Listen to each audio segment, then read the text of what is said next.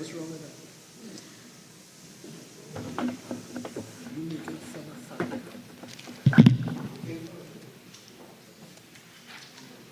Attorney General.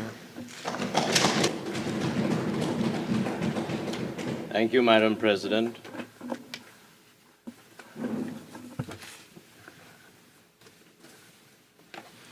Madam President, I beg to move that a bill entitled "An Act to Create Measures to Regulate the Business of Dealing in Scrap Metals and for Other Related Matters" be now read a second time. Madam President, the scrap metal business in Trinidad and Tobago, and indeed worldwide, is big business. In 2020, the global trade of scrap metal was valued at approximately US $128 billion. The largest generators of scrap metal include the United States of America, Japan, and the United Kingdom. The largest importers of the commodity are China, Turkey, and India. The growth of this industry globally has also been reflected domestically. According to data from the Central Statistical Office, scrap metal exports rose sharply from approximately $82 million in 2009 to an estimated $285 million in 2021, an increase of 248%. Significantly, this industry provides viable business opportunities for a number of small and micro enterprises in Trinidad and Tobago. It promotes the country's socioeconomic objectives, including job creation, export promotion, income generation, foreign exchange earnings, as well as the added benefit of a cleaner environment by the removal of derelict items and hazardous waste.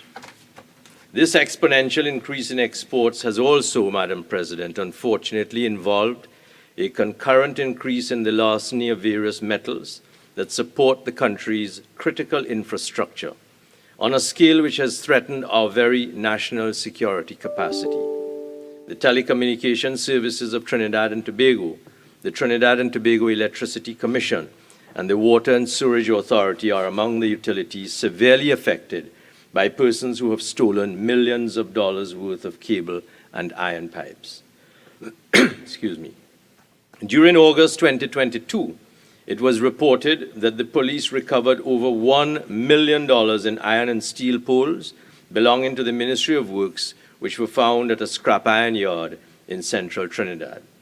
At the end of July 2022, persons stripped out the TSTT's underground fiber optic and copper installation in San Fernando, interrupting communication services into tens of thousands of customers. Persons also unlawfully entered WASA's California booster station and stole electrical cables. The estimated cost of damage was $400,000.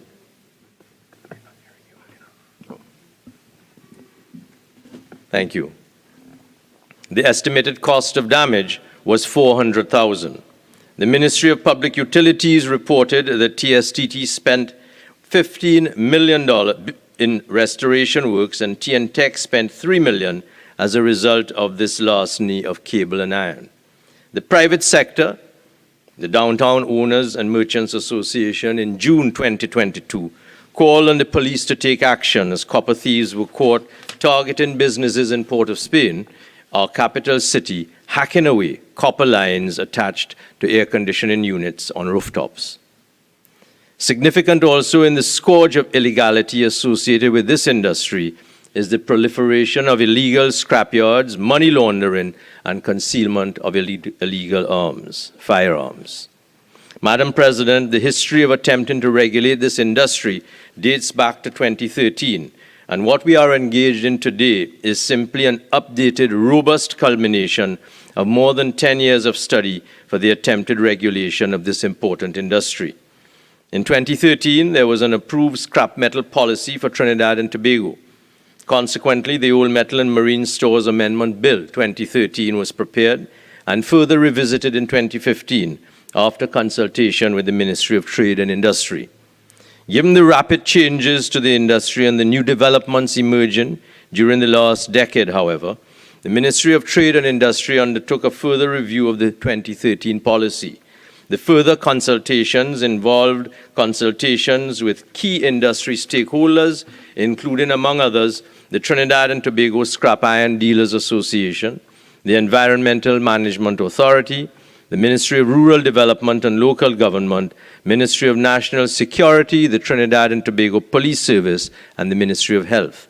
Their comments and feedback were incorporated into a revised scrap metal policy for the period 2022 to 2027. Madam President, honorable members of this August chamber will recall that on the 12th of August of this year, as a result of the rampant illegality in the industry, which had threatened our national security infrastructure, by Legal Notice 164 of 2022, issued by Her Excellency the President under the Customs Act, this government was constrained to shut down the scrap metal industry until the 28th of February 2023. By Legal Notice 183, passed on the 8th of September 2022, limited exports were permitted, subject to specified conditions being complied with by exporters who, at the 12th of August, had already obtained export permits. 1, full disclosure by exporters of all supporting documents in respect of the goods cleared for export.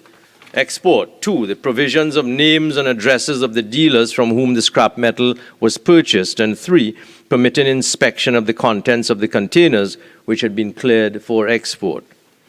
Madam President, without divulging more detail than is prudent today, given the possibility of prosecutions which are likely to follow, I am able to advise this honorable chamber that consequent on that Legal Notice 183, which permitted customs and excise to gain entry into containers in accordance with those prescribed conditions, significant amounts of copper have been recovered from containers which, at August 12, had already been cleared for export, and that process is ongoing as we gather here today.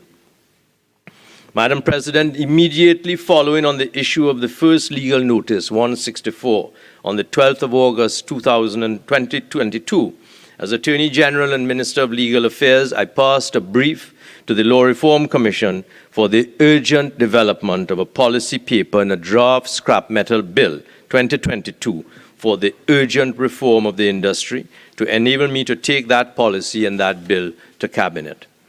The professionalism, competence, and urgency with which the Law Reform Commission, the Legislative Drafting Department, and other legal professionals within the Office of the Attorney General and Ministry of Legal Affairs undertook this challenge and must be acknowledged today. By their hard work, they enabled me today to bring this policy paper and draft bill to the Cabinet for its approval by the 25th of November 2022, and finally on the 8th of December 2022, well ahead of the 28th of February 2023 deadline, which this government had originally committed to. I salute them. I salute the reality with which I am proud to associate myself of being part of a team of this ministry, of a very committed professional body of hardworking public servants who are committed to the future of a safe, thriving Trinidad and Tobago. The policy prepared by the Commission identified the several challenges presented by an antiquated law with no enforcement capacity. This policy, as approved by Cabinet, examined the operation of existing laws governing the industry in Trinidad and Tobago, noting that at present, the industry is principally regulated by the Old Metal and Marine Stores Act, and with guidance provided in the Import and Export Regulations 1941 and the Trade Ordinance 1958 for the purpose of granting export licenses. The policy developed by the Law Commission and approved by Cabinet is clear. Modern legislation is necessary in order adequately to address the multiplicity of issues with which this industry is grappling at present. The aim, Madam President, is to create a legislative regime that reflects the industry as a well-regulated modern economy and which legislation strengthens current crime-fighting initiatives in relation to the criminal activities plaguing the industry. The policy accordingly accepts the need to repeal the current act and for the introduction of new legislation to regulate the industry. The bill which is before this chamber today, Madam President, is the culmination of a significant process of consultation which had its origin, as I've said, under the auspices of the Ministry of Trade and Industry. In August 2022, the Office of the Attorney General and Legal Affairs established a scrap metal industry regulation ad hoc committee comprising key stakeholders, including, and I use the word including deliberately because I don't list everyone, the Law Reform Commission, the Trinidad and Tobago Police Service Commission, the Customs and Excise Division, the Trinidad and Tobago Defense Force, and the Ministry of Trade and Industry. That committee was mandated to consult further and to address the issues plaguing the industry and to make proposals for reform. Since August 2022, stakeholder consultation was conducted in 3 ways. I emphasize that throughout, the Law Reform Commission, which was tasked with preparing the policy and drafting this bill, was provided with responses of the stakeholder consultations and did take into account the views and recommendations of the stakeholder as it proceeded to finalize its policy and the bill. The first consultation was involved a very thorough pertinent feedback from ad hoc committee members for their recommendations to modernize the industry. The second consultation was engaged through a questionnaire which was sent out in October 2022 to the Scrap Iron Dealers Association and other key stakeholders. 245 responses were received, all very pertinent. I repeat that number. 245 responses were received from stakeholders in this industry. Thirdly, in November 2022, along with the Minister of National Security and the Minister of Trade and Industry, I met with collectors and dealers to discuss the way forward.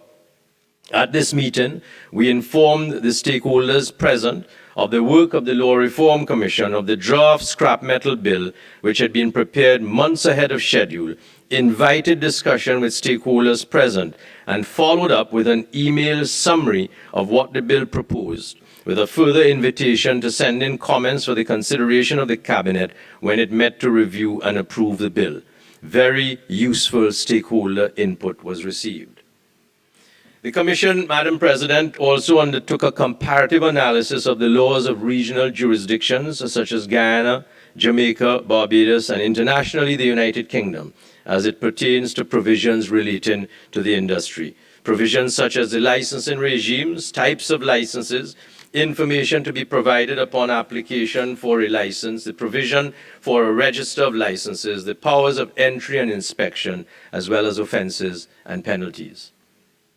Madam President, the laws of Barbados, Jamaica, and the United Kingdom are comprehensive and detail particular information that an applicant must provide in his application. This bill adopts much from and reflects many of those provisions. The jurisdictions also examine and provide for a register which has the benefit of creating the forum where the appropriate information on all licenses issued can be recorded, updated, and checked. In line with the provisions of the United Kingdom and Jamaica, this bill provides for the establishment of registers. With respect to the powers of entry and inspection, the respective jurisdictions provide various law enforcement officers with specific powers of entry and inspection, including inspection of vehicles and sites that engage in the scrap metal business.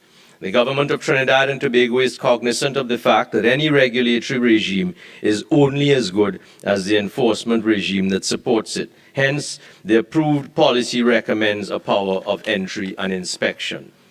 Indeed, one of the things that in consultation with the Ministry of Trade and Industry, I understand is ongoing is that the Ministry of Trade and Industry will be undertaking a process of training a cadre of scrap metal inspectors so that they can competently enforce the bill when it is passed into law. As concerns offences, the approved policy highlighted the need for higher penalties to encourage compliance with the law and also to act as a deterrent. Madam President, I now turn to examine the bill itself. In brief, the bill speaks to modernizing the law governing the scrap metal industry by repealing the Old Metal and Marine Stores Act and introducing new measures to regulate the business of dealing in scrap metal. Therefore, the bill seeks to provide the line minister, that is the Minister of Trade and Industry, with power to issue, refuse, revoke, renew, suspend, or vary two types of license: a scrap metal collector's license and a scrap dealer's license. To establish registers of licenses granted, to appoint, as I've said, scrap metal inspectors to perform certain functions under the new legislation, and to exercise a regulatory making power. That regulatory making power will be exercised over the next couple months while a comprehensive suite of regulations is built out in further consultation with stakeholders in the industry. The bill also makes provision to regulate how, with whom, and when a licensee may conduct business, such as no business with a child or outside certain hours. And finally, creates numerous offences to be enforced by way of administrative fines or with hefty penalties, both at summary and indictable levels. I wish to indicate, Madam President, that there were a number of amendments to the bill in the other place, and I will make mention of those amendments as I examine the bill. I will, however, wish to emphasize in addressing those amendments, to emphasize the point to this chamber that the purpose of the amendments is, as a work in progress, to undertake, to proclaim certain provisions of the Act, particularly having regard to sections 25 and 39 of the Act, of the bill, which were amended in the other place, so as to bring that law, once passed by this House, into effect before the end of the year. The purpose being to enable persons who currently hold licenses under the existing Old Metal and Marine Act to be able to resume business in the shortest possible time. And the purpose of getting that industry back on its feet, I have asked members, and I will be asking members, to support the amendments in the bill in the short term to enable us to deem those licenses currently issued and in existence now, which expire at the 31st of December 2022, to be able to be regulated by this new law. Madam President, turning specifically to the bill, Part 1 of the bill contains the preliminary provisions such as the long title, commencement, and interpretation of words and phrases. I draw particular attention to the definitions of authorized officer, deal in scrap metal, and to note that no copper will be allowed to be traded in or dealt in as part of the scrap metal industry until further notice. The intention of the government is to regulate the industry, to keep the industry under careful review, and at a later point in time, not earlier than 1 year from today, to look to see whether it is possible to allow copper back in as part of the scrap metal business. But for the time being, with the support of this chamber, copper will not be part of the definition of non-ferrous metals, which will be part of the business of scrap dealing. Madam President, in Clause 2, the definition of an authorized officer was amended in the other place to include a constable appointed under the Supplemental Police Act. The government appreciates that it will take the Ministry of Trade and Industry some time before they can appoint and train the scrap metal inspectors. Hence, this amendment seeks to provide additional personnel already existing in law to the ministry, while it puts in place the procedure to appoint those trained scrap metal inspectors and to make for comprehensive regulations. Part 2 of the bill focuses on the new licensing regime. Clause 3 would provide that a person requires a license to conduct the business of dealing in scrap metal, and Clause 4 provides the qualifying criteria to apply for a license, such as age, nationality, and specified criminal convictions. Clause 5 seeks to confer on the line minister the power to grant, refuse, renew, vary, suspend, or revoke a scrap metal collector's license or a scrap metal dealer's license. A license may be issued subject to specified conditions, requirements, or restrictions, but will not be issued retrospectively nor in relation to a dwelling house. It is to be noted that as a condition of his license, a licensee must consent to the entry of authorized officers on his scrap metal site during working hours to allow the officers to perform their duties, such as inspection of the site, scrap metal records, scrap metal stored there, and generally to ensure compliance with the Act. I wish to indicate, Madam President, that a similar change was made in respect of both clauses 4 and 5 to clarify that the authorized officers will be exercising powers under the entire Act when passed by this House and not just specific sections. Clause 6 will address the issue of applying for a license. This will be set out in greater detail in the regulations, including the application form, the fees, and the form of the license itself. 2 points are to be noted. The licenses are to be valid for 1 year, and secondly, a person applying for a scrap metal dealer's license must name another person as the site manager of the scrap metal site stated in the application. By Clause 7, Madam President, the Minister will have the power to refuse an application for a license in specified circumstances, such as the applicant is a person under 18 years of age, an undischarged bankrupt, or the application contains false or misleading information. In the other place, a further ground was added, that is, the applicant is not a fit and proper person as prescribed.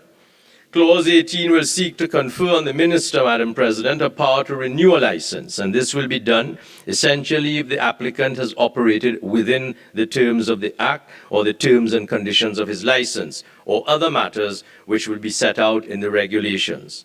An application for renewal must be made 3 months before the license expires to the relevant minister in the prescribed form and pay the prescribed fee. Clauses 9 and 10 seek to give to the minister power to revoke or vary a license, respectively, both in specified and prescribed circumstances. Note that a variation cannot transfer a license from one person to another. An application for a variation is made to the minister in the prescribed form upon payment of the prescribed fee and must set out the change required. An obvious case would be where a dealer has appointed a new site manager.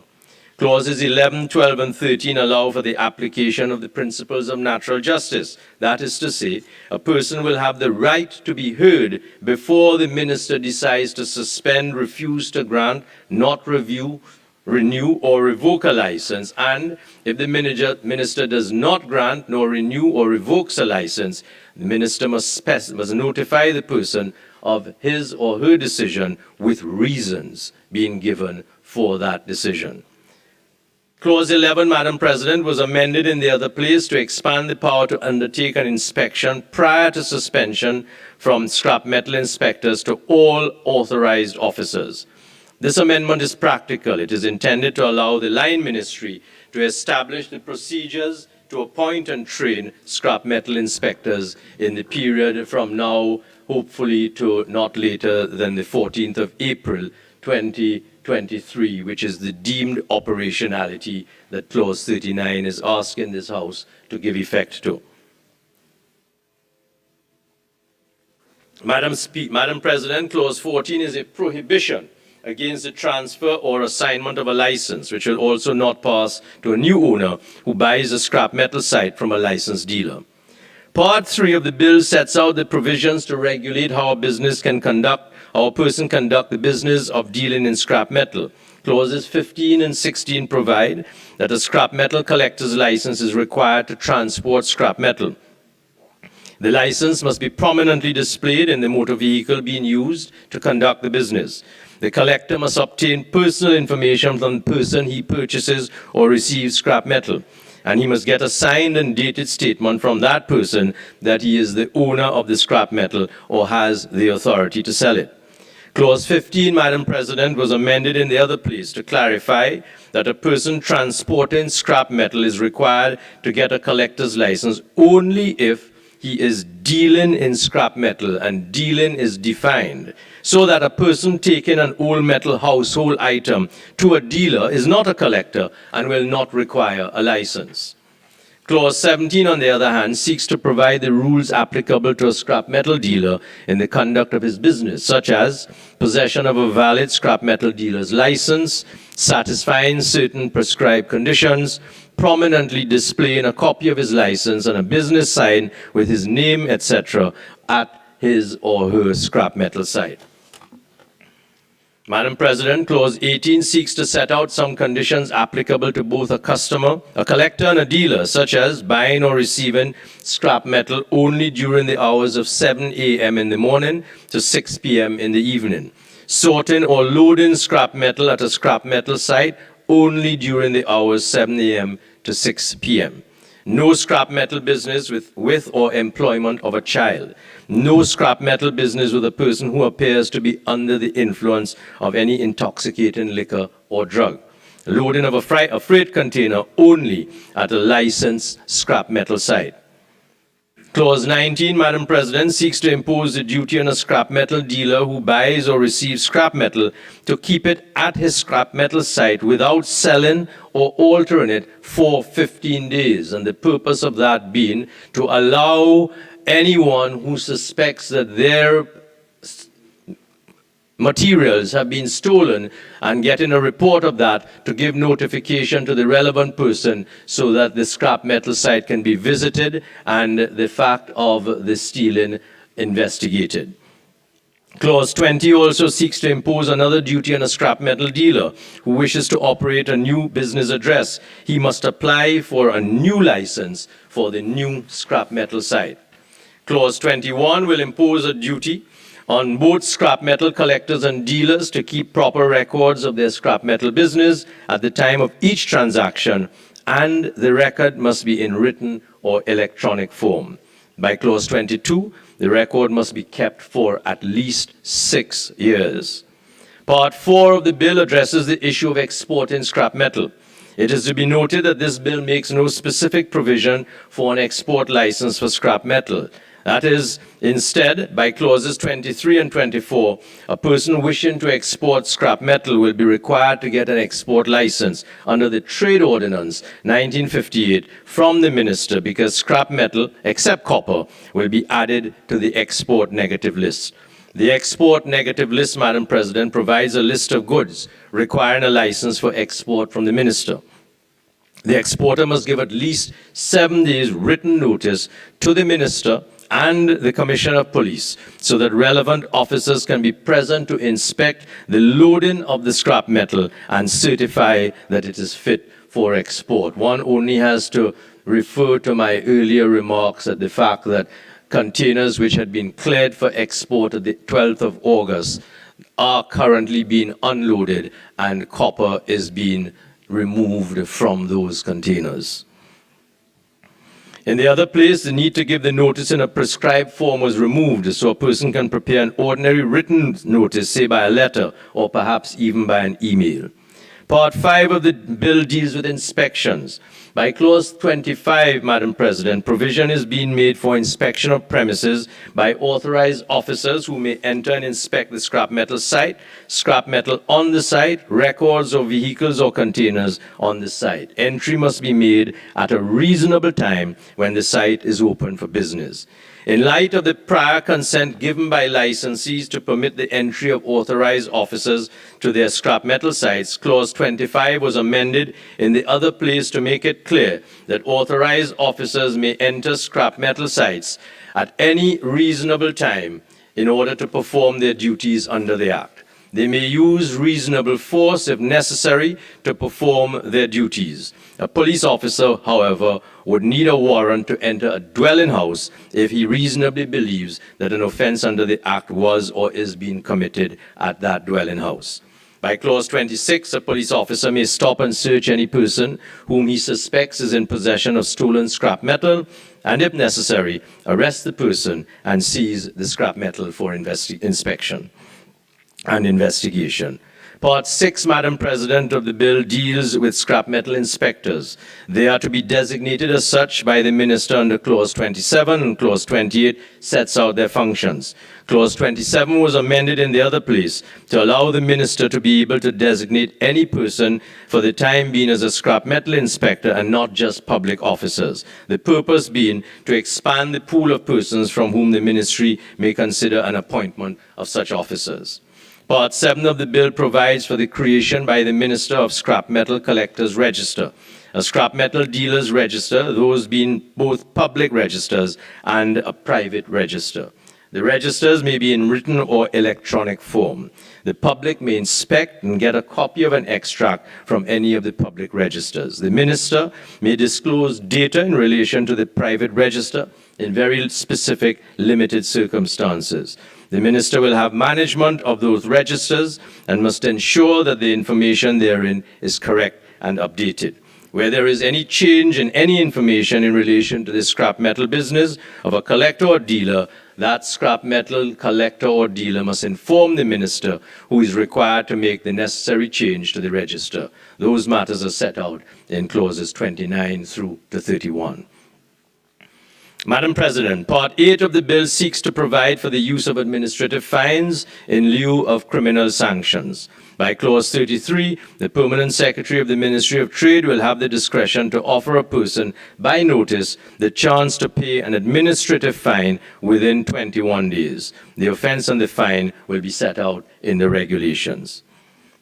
Part 9 of the bill at Clause 34 sets out a number of general offenses which offenses will be punishable summarily or on indictment, such as knowingly giving false or misleading information on an application for a license, operating as a scrap metal inspector or dealer without a license, operating as a scrap metal dealer at a scrap metal site not listed in the license, failing to display the license, displaying a false or invalid license, failing to keep proper records, knowingly falsifying information on the export documentation for the export of scrap metal.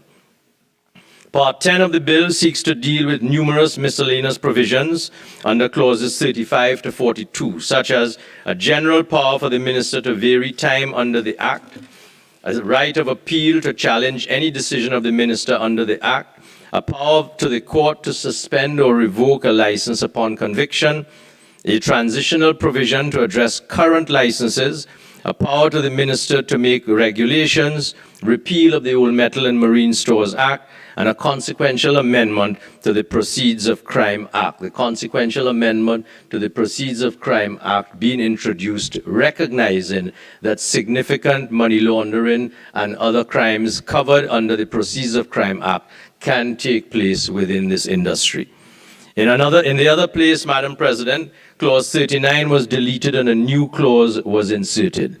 Clause 39 will allow licenses under the current Act to be deemed to be scrap metal dealers' licenses until the 14th of April 2023 or such later date as the Minister may by order determine. And that, as I have said before, and I emphasize, is being done in order to permit persons who currently have licenses to begin to resume their operations and to earn a livelihood in the shortest possible time.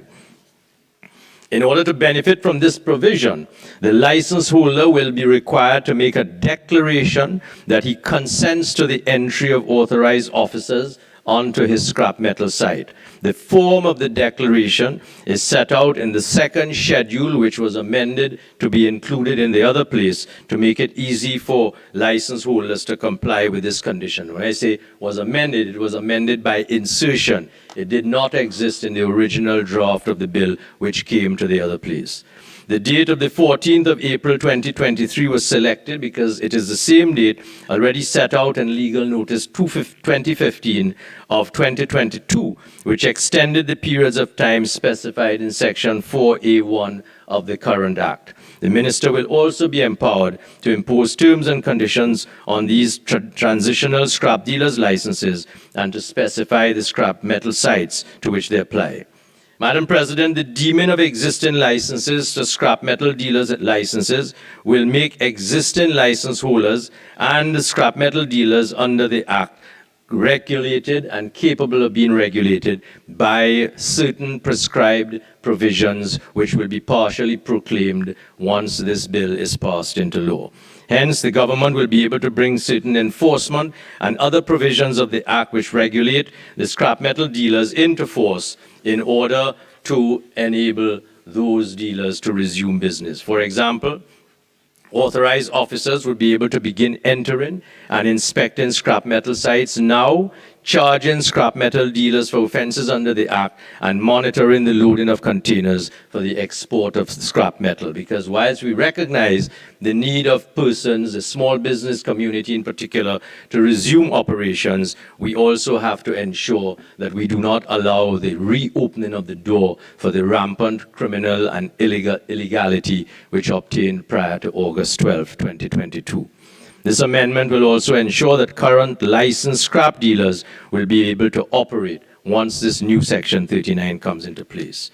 Madam President, in the other place, Clause 42 was added to the bill, as I've already said, to effect a consequential amendment to the Proceeds of Crime Act to address certain concerns that were raised in relation to the FIU, such as the supervisory authority, who will have the authority to supervise the scrap metal industry. It is proposed that scrap metal be included as a listed business in the first schedule of the Proceeds of Crime Act, and offenses committed under the Scrap Metal Act 2022 be included as offenses in the categories of offenses listed in the second schedule. In conclusion, Madam President, the current Act, the Old Metal and Marine Stores Act, Chapter 84, Number 7, having come into force on the 26th of August, 1904, is outdated, inadequate, and treats inappropriately and insufficiently with this very bustling, thriving industry in the 21st century. Consequently, the bill seeks to provide this new modern regulatory framework to manage the scrap metal industry today. The government is confident that the bill will address the many challenges, including the criminal issues facing the industry. Madam President, I beg to move.